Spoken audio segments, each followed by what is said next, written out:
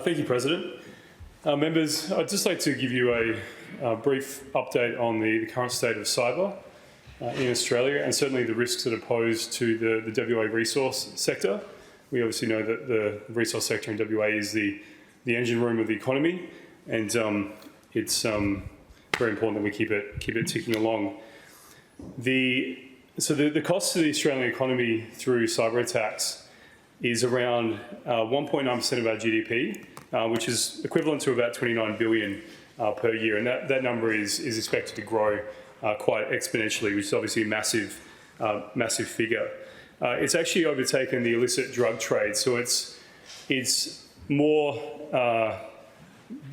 beneficial for criminals to steal your data as opposed to sell you drugs. Now, as well as the financial implications to the Australian economy, to the WA economy, and to businesses and entities as well, there's also the reputational damage as well, which is in some cases actually more significant than the financial burden that they go through.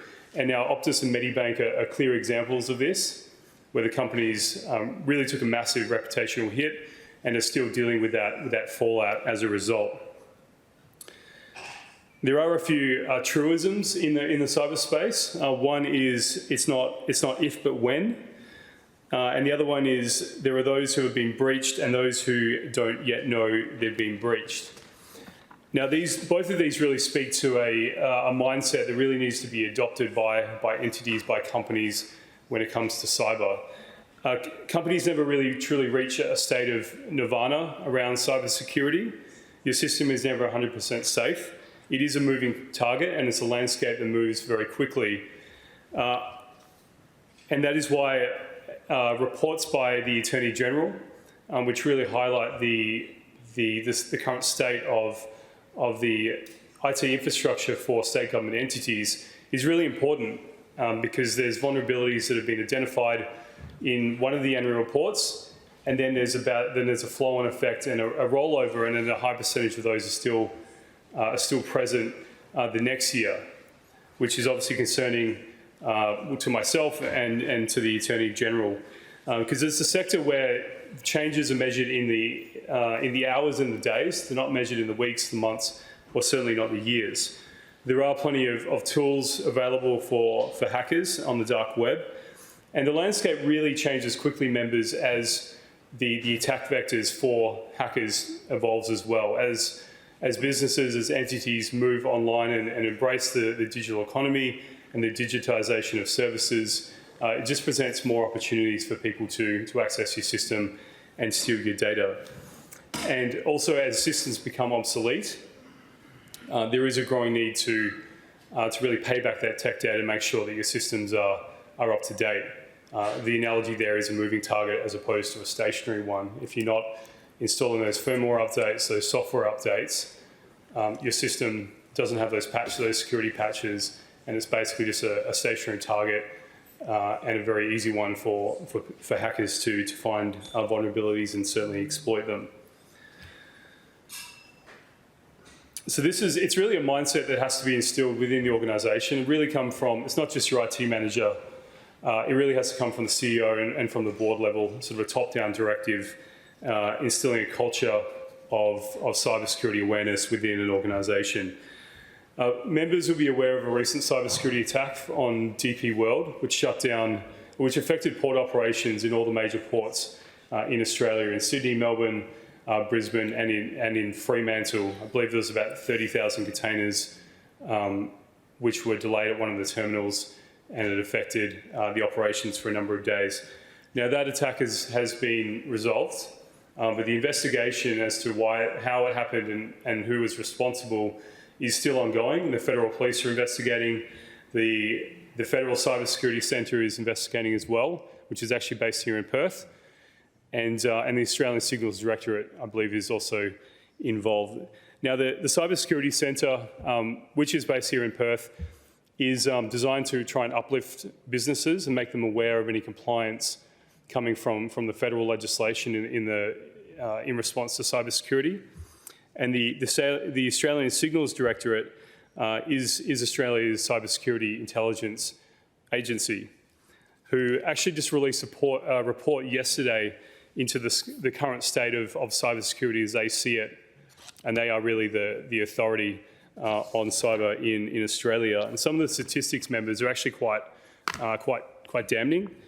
The average cost of cybercrime is up 14%. So on average, it costs a business $71,000 when they're attacked.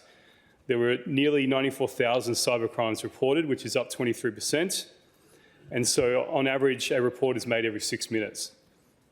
And they received over 33,000 calls over that year. The top 3 cybercrimes for individuals: identity fraud, online banking fraud, and online shopping fraud.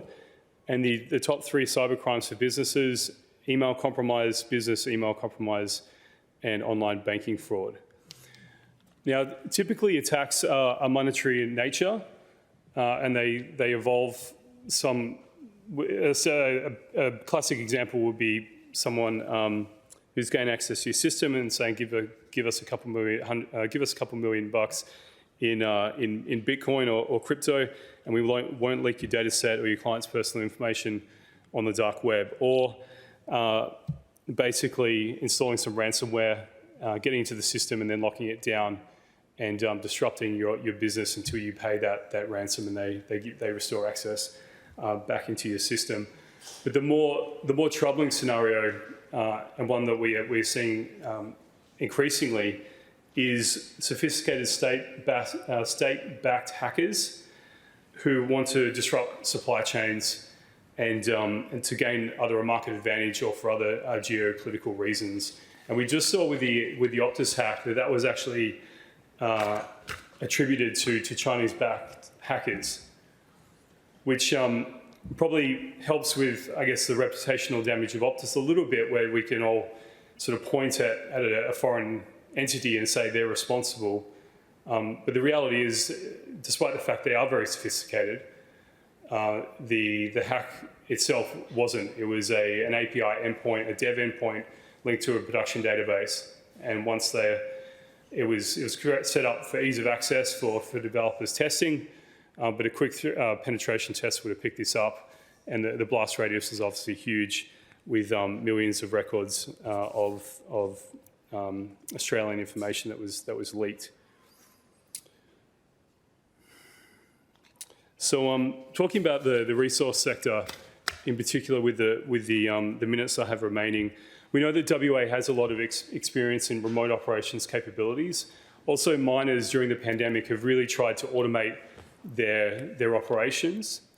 And what that is doing is I guess the Venn diagram between OT, operational technology, and the ability to automate their operations of their equipment and machinery on site, and their IT systems, which hold all their information, is merging.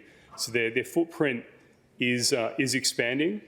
There was a recent report by PwC which actually found an increase in apathy in the board level within Australian companies, not just the resource sector, but across the board. When you talk about an increase in your digital footprint and more attack vectors for hackers, and then an apathy at the board level which trickles down through the organisation, then that is obviously a concern. Now, as bad as the DP Port operations and that hack was, it's affected retailers and potentially people, selling goods and maybe getting Christmas presents. But if we talk about the operation of Port Hedland, which is, I believe, is it the largest bulk export port in the world and the second largest iron ore port in the world? Volume largest.